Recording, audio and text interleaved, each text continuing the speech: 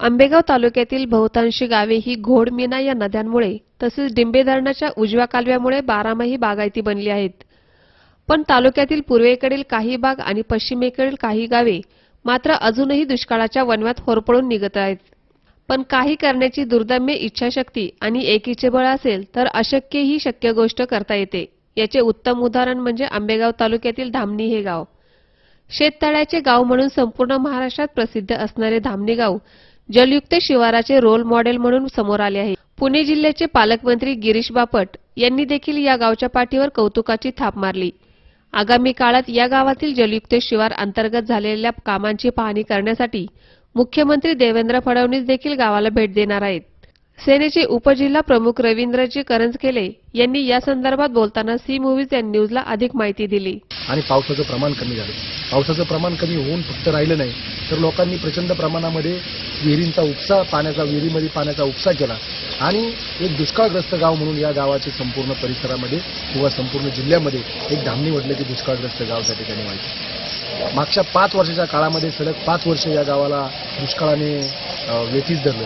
3 वर्ष तर 12ही महिने टँकर म्हणजे ऐन पावसाळ्यामध्ये सुद्धा शासनाने टँकर पुरवण्यासाठी पुरवला आणि पुन्हा एकदा या गावाला दुष्काळग्रस्त गाव म्हणून नावलौकिक किंवा त्याचा संपूर्ण क्षेत्रामध्ये याच्या जिल्ह्यामध्ये धामणी हे दुष्काळग्रस्त गाव असा एक शिक्का त्या गावावर पाडतो. या पाणलोट विकास कार्यक्रम शासनाने जाहीर केला.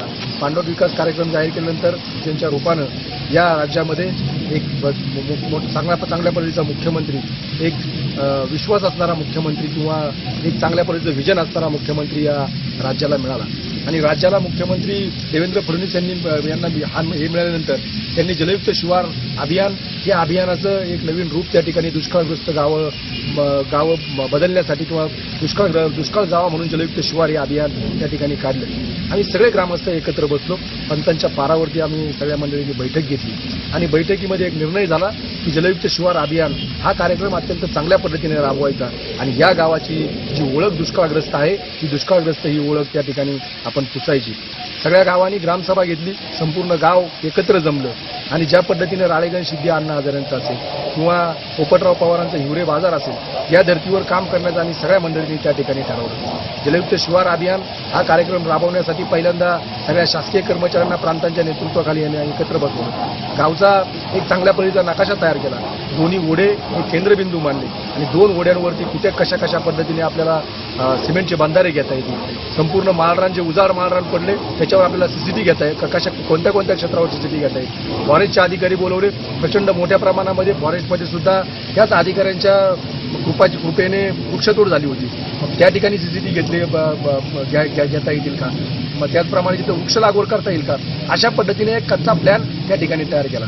72 ते 77च्या काळामध्ये ज्यावेळेस आपण पाहिलं की शासनाने लोकांना मग काम मिळावं दुष्काळ असताना म्हणून पाझर तलाव या गावामध्ये 27 ते 28 पाझर तलाव केले होते. या गावामध्ये 4,30,00,000 रुपयाची त्याची जलयुक्त शिवार अभियानामध्ये आपण या ठिकाणी कामं केली.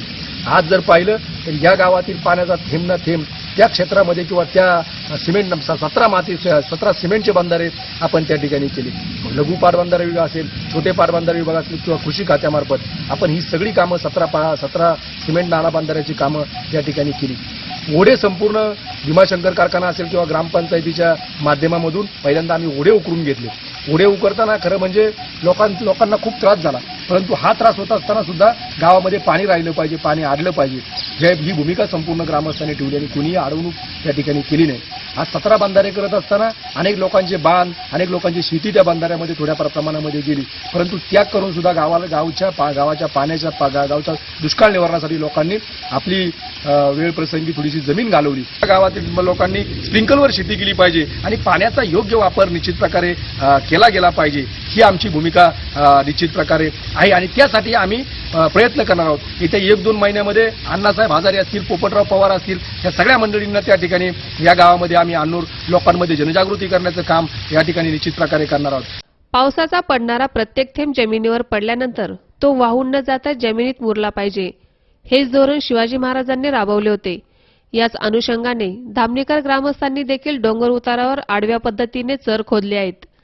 ओढे आणि नाले यांचे खोलीकरण करून पावसाळ्यात वाहून जाणारे पाणी अडवण्यासाठी सिमेंट बंधारे बांधण्यात आले. त्यामुळे सध्या बंधाऱ्यात काठोकाठ पाणी उपलब्ध आहे, ज्याचा फायदा आजूबाजूच्या विहिरांना होताना दिसत आहे. भरपूर पडणाऱ्या पावसाचे पाणी वाहून गेल्यामुळे जमिनीची देखील मोठ्या प्रमाणावर झीज होत असते. ही रोखण्यासाठी देखील चराची खोदाई करण्यात आली.